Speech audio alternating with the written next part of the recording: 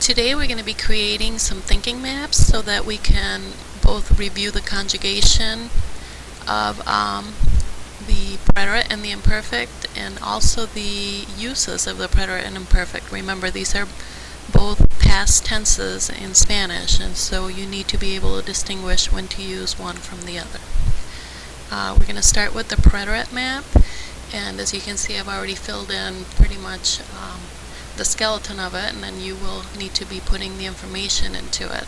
When you create your own in your groups, you will need to draw the boxes and everything. You're just going to be given a blank paper.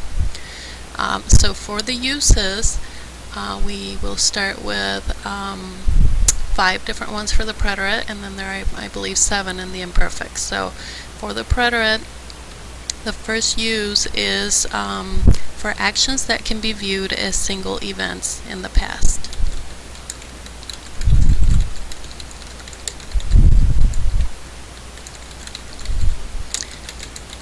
And so if you're trying to say something like, I went to Florida last summer, that is an action that has a definite beginning and ending, and therefore you will be using the preterite, not the imperfect, when you conjugate that verb. Another use would be for actions that were repeated a specific number of times.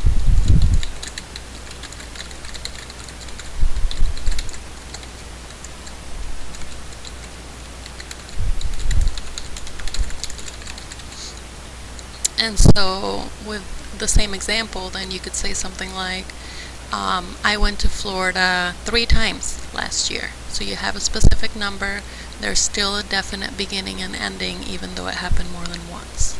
Okay? You can see the rest of your boxes have to do with the conjugation. We have regular verbs, AR, ER, and IR, and then irregular verbs. And remember, you have several, there's quite a list of them that are going to use an irregular stem and irregular endings. You will need to fill in all the subject pronouns on all your boxes, and remember also that the irregulars have their own set of endings. They don't use the AR, ER, IR endings. So for example, a star, you wouldn't use this chart, you would use the irregular endings. Also, don't forget that the preterite has another set. Remember, we call them the F words, and those are the verbs ser and ir. So fui, fuiste, fue, that would go here. Okay, that's all. Those are both irregulars in the preterite. Some stem changing verbs. For general information, all you really need to put is that they are only the IR stem changing verbs that actually change in the preterite, and that they only change in the third person. Okay, so the changes only happen with usted, él, ella, and ustedes, ellos, and ellas. And you should have all of this in your notes, so hopefully that doesn't give you a lot of trouble, but if it does, just let me know. The next thinking map that you're going to do is the imperfect, and you can see this is a lot smaller.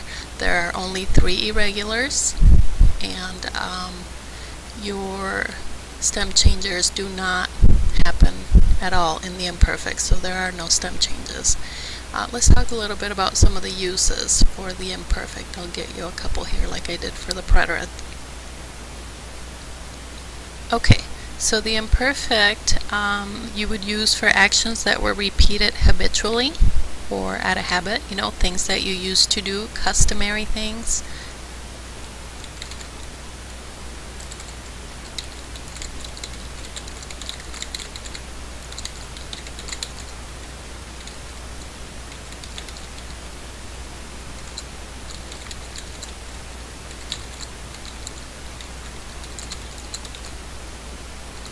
And so many times you translate the imperfect with the word used to. Okay, so an example would be, as a child, I used to go to Florida on vacation every year. It doesn't have a specific time frame. It just says, yeah, when I was little, when I was a kid, we used to go all the time. Okay, habitually, customarily. Another use of the imperfect would be for actions that set the stage for another past action.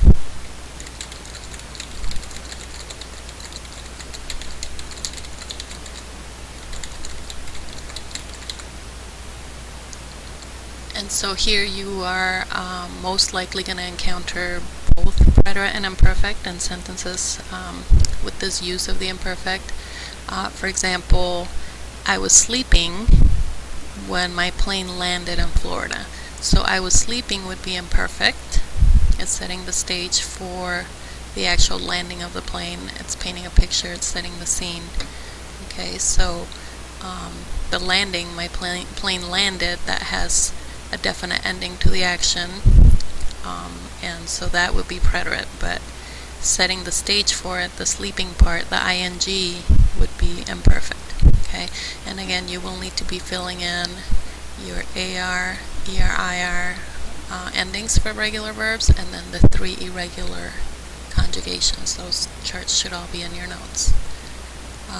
After you're done with your maps, we're going to work on giving specific examples, using your own original examples, kind of like I just did with the Florida examples. So be thinking about what are some ways to use those or to apply these uses in a Spanish sentence with our new vocabulary.